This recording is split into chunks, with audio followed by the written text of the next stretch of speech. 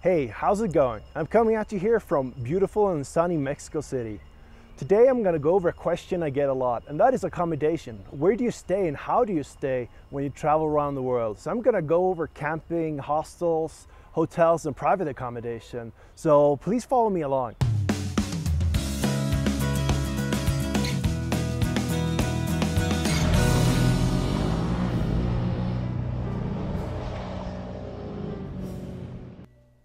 Camping has a lot of benefits and is really popular amongst adventure riders, and for a good reason. It really adds to the adventure and it is really cheap. It is in many cases free, although I stayed in a lot of arranged camping spots.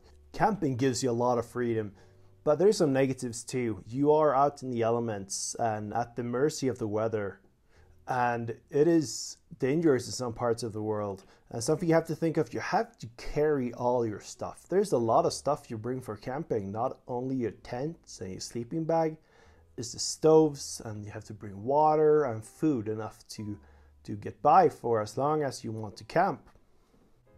Even taking into account the negative parts about camping, some of the best memories I have is from camping. It is amazing waking up in the morning and being all by yourself. Camping can, however, be sort of lonely in the long run. Hostels is probably one of my favorite types of accommodation. You are never alone in a hostel. And it's usually quite cheap, especially in Latin America. It can be really cheap, usually cheaper than camping if you want to be in an arranged camping spot.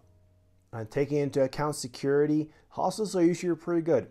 I don't think I ever had to park my bike outside when I stayed in a hostel. I usually rolled it into the lobby or inside some sort of locked gate. The best thing about hostels is the people you meet. It's absolutely amazing. Hotels or private accommodation is in some cases a bit debated on motorcycle forums. I love them. I think it's amazing to sometimes just take into a nice hotel or have an Airbnb for a while. Then I can be by myself. I work along the road, so I need the privacy sometimes to catch up with work. And when it comes to security with hotels, I usually get to park my motorcycle in the lobby. It was pretty good in most places. In some parts I couldn't do it, especially the larger hotels, the fancy hotels. They don't allow me to park my bike wherever I like. But the small ones, the mom and pop shops, they usually work pretty well. One thing to remember though is that hotels are probably the most expensive option you have. In some parts, it can be upwards of $100 a night. So that should be taken into account if you plan on traveling long term. My personal favorite is absolutely hostels. It's a great place to meet people and to share experiences. But all the other options are also good. And there's also options I didn't cover, like couch surfing, which is a great option if you're really on a budget. And it's a great way to meet people, or locals to be more precise. And there's many more options, so please share your ideas in the comment section.